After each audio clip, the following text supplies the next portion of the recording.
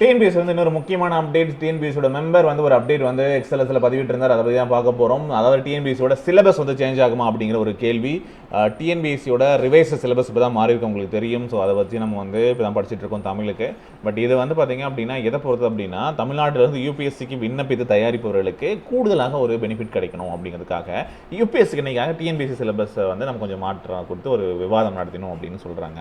So ஏன்னா அவங்களுக்கு யூபிஎஸ்சியில் நிறைய பேர் வந்து தேர்வாகணும் அப்படிங்கிறதுனால டிஎன்பிஎஸ்சியோட சிலபஸ் சேஞ்ச் பண்ணால் இன்னும் வந்து அவங்களுக்கும் வந்து இது இந்த எக்ஸாமை ப்ரிப்பேர் பண்ணுறது ஈஸியாக இருக்கும் அப்படி பார்க்குறாங்க. ஸோ நமக்கு இந்த டிஎன்பிஎஸ்சி ப்ரிப்பேர் பண்ணுறது கொஞ்சம் ஈஸி பண்ண பரவாயில்ல. ஏன்னா ஏற்கனவே வந்து நம்ம நிறைய வந்து படிக்கிறோம் அப்படிங்கிற விஷயத்துக்காக தான் கொஞ்சம் சிலபஸ் வந்து தமிழ் வந்து சேஞ்ச் பண்ணி கொடுத்துருந்தாங்க. ஓகே, அண்ட் இது எந்த வகையில் வந்து பார்த்தீங்க அப்படின்னா மாற்றங்கள் இருக்கும் அப்படிங்கிற உங்களுடைய கருத்துக்களை வேணும் அப்படிங்கிறத வந்து நீங்கள் வந்து டைரெக்டாகவும் வந்து பார்த்தீங்க அப்படின்னா உங்களுடைய கருத்துக்களை வந்து என்ன பண்ணலாம், அவருக்கு வந்து டைரக்ட் மெசேஜ் வந்து அனுப்பலாம் அப்படின்னு சொல்லியிருக்காங்க.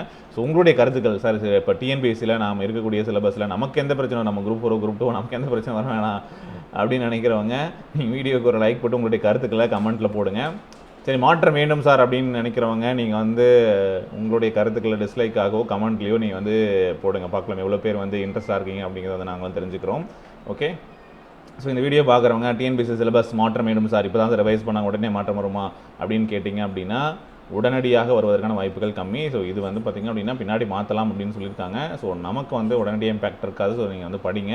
ஸோ அப்படி ஏதாவது இருந்தாலும் இப்போ தான் வந்து கருத்துக்கள் கேட்குறாங்க, இவங்க மறுபடியும் வந்து மீட்டிங் வச்சு அவங்க டிஸ்கஸ் பண்ணி அதுக்கான ஒரு சிலபஸை வந்து பார்த்திங்க அப்படின்னா தயார்படுத்தி கொண்டு வரது அப்படிங்கிறது கொஞ்சம் ஏன்னா இப்போ ஸ்பீடாக தான் வேலை செஞ்சுட்டு இருக்காங்க. டிஎன்பிஎஸ்சியை பொறுத்த வரைக்கும் உங்களுக்கே தெரியும், இல்லைன்னா அடிக்கடி மாற்றங்கள் வந்துட்டு இருக்கு, அப்டேட் வந்துக்கிட்டே இருக்குது. ஓகே, பண்ணலாம். ஆனால் அதுக்கான ஒரு ப்ராப்பரான அப்டேட் வந்து முன்னாடியே கொடுப்பாங்க. பட் இந்த இயரை இப்போவே வந்து மாற்றம் இருக்குமா அப்படிங்கிறத நமக்கு வந்து உறுதியாக சொல்ல முடியாது. ஸோ ஒன்று வந்து பார்த்திங்க அப்படின்னா என்ன மாற்றங்கள் எதிர்பார்க்கலாம் அப்படின்னா நெகட்டிவ் மார்க்கிங்காக வந்து கொடுக்கலாம். இது வரைக்கும் டிஎன்பிஎஸ்சியில் வந்து நெகட்டிவ் மார்க்கிங் வந்து இப்போ நமக்கு பெரும்பாலான எக்ஸாம்ஸில் வந்து இல்லை ஒரு சில எக்ஸாம்ஸில் வந்து நெகட்டிவ் மார்க்கிங் வச்சுருக்காங்களா, நெகட்டிவ் மார்க்கிங் இல்லாதது வந்து ஆட் பண்ணலாம். ஸோ நெகட்டிவ் மார்க்கிங் ஆட் பண்ணாங்க அப்படின்னா ஒரு தவறான கேள்விக்கும் உங்களுடைய மதிப்பெண்கள் வந்து அதுக்கான மதிப்பெண்கள் குறைப்பதோடு கூடுதலாக வந்து மதிப்பெண்களை குறைப்பாங்க. ஸோ அந்த மாதிரி வந்து பண்ணுறதுக்கான வாய்ப்புகள் ஒன்று கொண்டு வரலாம்.